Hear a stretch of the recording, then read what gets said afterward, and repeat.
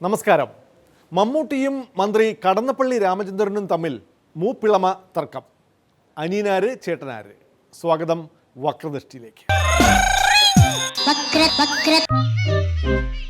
കൂട്ടിൽ നിന്ന് പുറത്തിറങ്ങിയ സ്വാതന്ത്ര്യത്തിൽ വിജിലൻസ് തത്ത പറന്നു നടക്കുകയാണ്.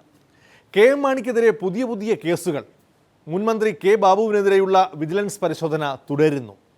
റിയൽ എസ്റ്റേറ്റ് കച്ചവടം, മൾട്ടി സ്പെഷ്യാലിറ്റി ആശുപത്രിയിൽ പങ്കാളിത്തം, ആഡംബര കാർ, ലോക്കറിലെ സ്വർണം തുടങ്ങി തൃപ്പൂണിത്തുറയിലും പരിസരത്തും തെളിയാതെ കിടക്കുന്ന സകല അഴിമതി കേസുകളും കെ ബാബുവിൻ്റെ തലയിലേക്ക് വന്നു കയറുകയാണ്.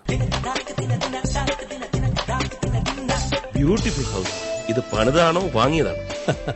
വാങ്ങിയതോ? കൊള്ളാം. ദാ ആ കാണുന്ന ഓരോരോ പുല്ല് വരെ സരോജ് സാറിന്റെ സ്വന്തം ഐഡിയ ആണല്ലേ?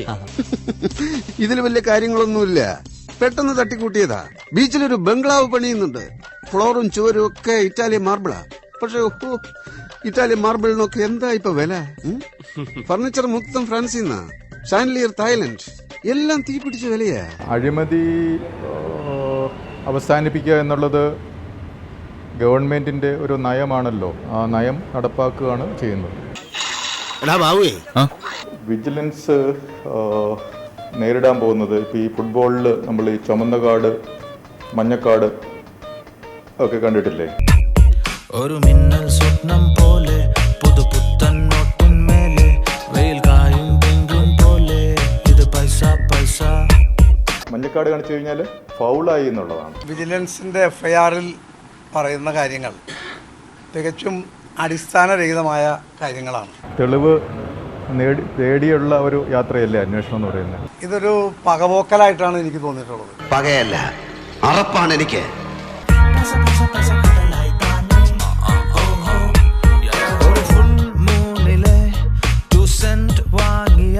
റിയൽ എസ്റ്റേറ്റുകാരായിട്ട് ബന്ധം, എനിക്ക് ഏത് റിയൽ എസ്റ്റേറ്റുകാരായിട്ട് ബന്ധം? അത്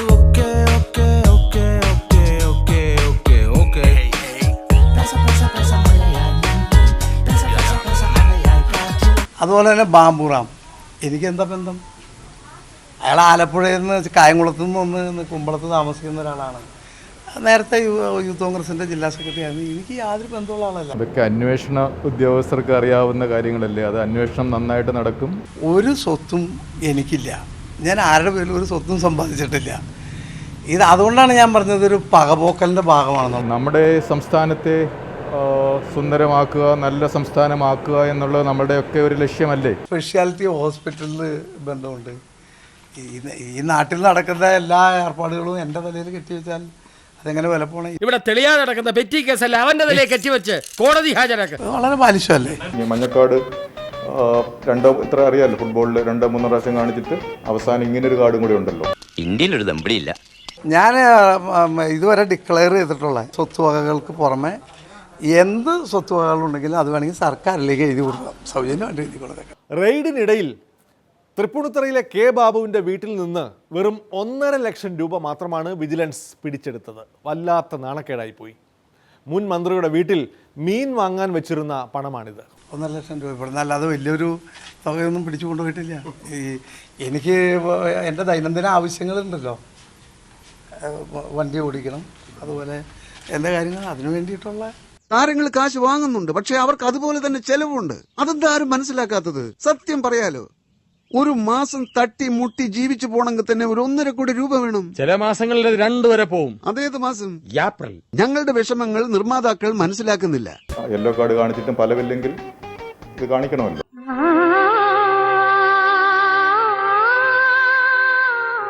ഉപ്പ് തിന്നവർ വെള്ളം കുടിക്കും. ഉപ്പെന്നുണ്ടെങ്കിൽ വെള്ളം കുടിക്കട്ടെ. உப்பை தின்னவன் தண்ணி குடிப்பான், தப்பை செய்தவன் தண்டனை கொள்வான். ഒരു അഴിമതി രഹിത കേരളം നമുക്ക് എല്ലാവർക്കും ഉണ്ടാക്കണ്ടേ? നമുക്ക് ഒരുമിച്ച് പ്രവർത്തിക്കാം.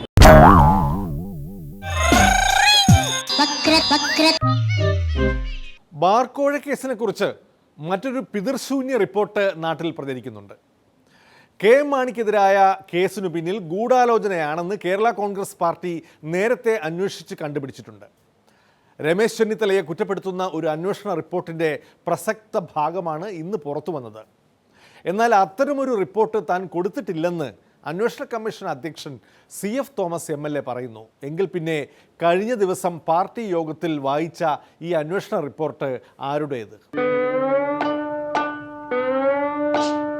അതല്ലല്ലോ, ഞാൻ റിപ്പോർട്ട് തയ്യാറാക്കിയിട്ടേ ഇല്ല. വേറൊന്നുമില്ല എനിക്ക് പറയാൻ.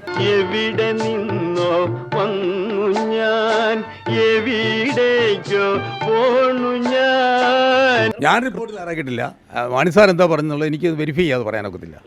അല്ല, ഞാൻ അങ്ങനെ പറയത്തില്ല. ഇപ്പം നിങ്ങളുടെ അറിവ് നിങ്ങൾ പറയുന്നു.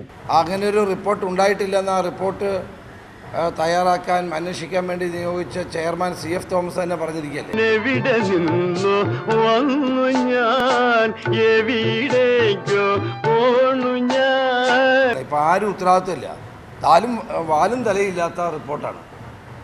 അവരുടെ പാർട്ടിയുടെ ചെയർമാൻ വർക്കിംഗ് ചെയർമാൻ തന്നെ നിഷേധിച്ചിരിക്കുക.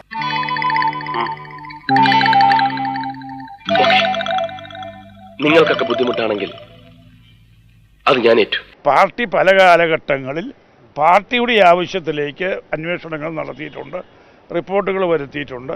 അങ്ങനെയുള്ള അന്വേഷണ റിപ്പോർട്ടുകളൊക്കെ ഞാൻ കണ്ടിട്ടുണ്ട്. മനസ്സിലായോ? നിങ്ങൾ ഈ ചാനലിൽ പറയുന്ന ഏത് റിപ്പോർട്ടാണ് എന്താണെന്ന് ഞാൻ കണ്ടിട്ടില്ല, പരിശോധിച്ചിട്ടില്ല. എന്നോടൊന്നും ചോദിക്കരുത്, എനിക്കൊന്നും അറിയില്ല. CF തോമസ് ചെയർമാനായിട്ടൊരു കമ്മീഷൻ ഇത് ഉണ്ടോയെന്നാ ചോദിച്ചു. CF തോമസ് ചെയർമാനായിട്ടൊരു കമ്മീഷൻ ഇത് പരിശോധിച്ചിട്ടില്ല. CF പറഞ്ഞത് ശരിയാണ്. പറയട്ടെ, അതെ, എനിക്ക് പല രീതിയിലുള്ള റിപ്പോർട്ടുകൾ കിട്ടിയിട്ടുണ്ട്. പ്രായം കൊണ്ട് മന്ത്രി കടന്നപ്പള്ളി രാമചന്ദ്രനോ നടൻ മമ്മൂട്ടിയോ മൂത്തയാൾ. 71കാരനായ കടന്നപ്പള്ളിക്ക് യാതൊരു സംശയവുമില്ല. തിരുവനന്തപുരത്ത് ശാന്തിഗിരി ആശ്രമത്തിൻ്റെ നവതി ആഘോഷങ്ങളുടെ ഭാഗമായി നവതി പുരസ്കാരം മമ്മൂട്ടി ഏറ്റുവാങ്ങിയ ചടങ്ങിലാണ് കടന്നപ്പള്ളി മമ്മൂട്ടിയെ ജ്യേഷ്ഠ സഹോദരൻ എന്ന് വിശേഷിപ്പിച്ചത്. ചടങ്ങിൽ മമ്മൂട്ടിയുടെ വരാൻ പോകുന്ന പിറന്നാൾ ആഘോഷത്തിൻ്റെ ഭാഗമായി കേക്ക് മുറിച്ചെങ്കിലും ചലച്ചിത്ര താരങ്ങളുടെ പ്രായം കൂട്ടിപ്പറയുന്നത് അക്ഷന്തവ്യമായ അപരാധമാണെന്ന് കടന്നപ്പള്ളിക്ക് അറിയില്ലേ?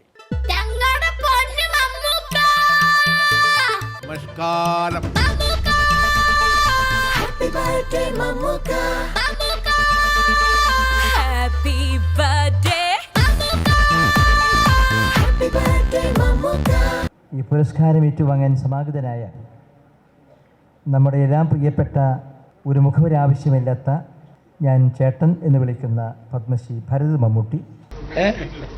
പുലിയാണ് കേട്ടാ. കുമ്മട്ടിക്ക ജ്യൂസ്, മമ്മൂട്ടിക്കാക്ക് ഇഷ്ടപ്പെട്ട കുമ്മട്ടിക്ക ജ്യൂസ്. എന്നിവിടെ കേക്ക് മുറിച്ചെങ്കിലും 2-3 ദിവസം കൂടെ കഴിഞ്ഞാലാണ് എൻ്റെ ശരിക്കുള്ള ഇംഗ്ലീഷ് മാസത്തിലെ ജന്മനാള് സെപ്റ്റംബർ 7-ാം തീയതിയാണ്. ചിങ്ങമാസത്തിലെ വിശാഖത്തിലാണ് ഞാൻ ജനിച്ചത്. അതും ഒരു നല്ല നിമിത്തമായി ഞാൻ കണക്കാക്കുന്നു. എനിക്ക് എത്ര വയസ്സായെന്ന് ഞാൻ നിങ്ങളോട് ഇപ്പോൾ പറഞ്ഞിട്ട് കാര്യമില്ല, പലരും വിശ്വസിക്കാത്തതുകൊണ്ട് ഞാനത് പറയുന്നില്ല. എൻ്റെ ഇവിടെ ശ്രീ കടന്നപ്പള്ളി രാമചന്ദ്രൻ എൻ്റെ ചേട്ടാന്നാണ് വിളിക്കുന്നത്. അപ്പോൾ എൻ്റെ പ്രായം നിങ്ങൾക്ക് മനസ്സിലായി കാണുമല്ലോ. പക്ഷേ അത്ഭുതകരമായിട്ടുള്ളൊരു കാര്യം, എൻ്റെ മോനെയും പുള്ളി ചേട്ടാന്നാണ് വിളിക്കുന്നത്.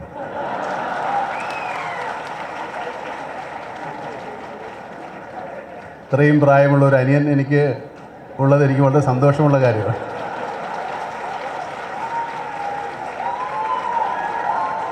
മുഖ്യമന്ത്രി മുൻ മുഖ്യമന്ത്രി ശ്രീ ഉമ്മൻചാണ്ടി വളരെ അസൂയപൂർവ്വം രാമേന്ദ്രനെ നോക്കുന്നുണ്ട്. പുള്ളിക്കാരനെ എന്തുകൊണ്ട് എൻ്റെ ചേട്ടാന്ന് വിളിക്കാൻ തോന്നുന്നില്ല എന്നുള്ളത്. നല്ല പഞ്ഞിക്കെട്ട് പോലെ ഇരിക്കുന്നു. 1951 മമ്മൂട്ടി ജനിച്ചത്.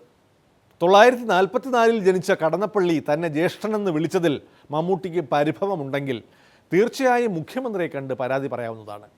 വക്രദൃഷ്ടിയിൽ ഇടവേളയാണ്. പ്രതിഷേധ തിരുവാതിര ഇടവേളയ്ക്ക് ശേഷം.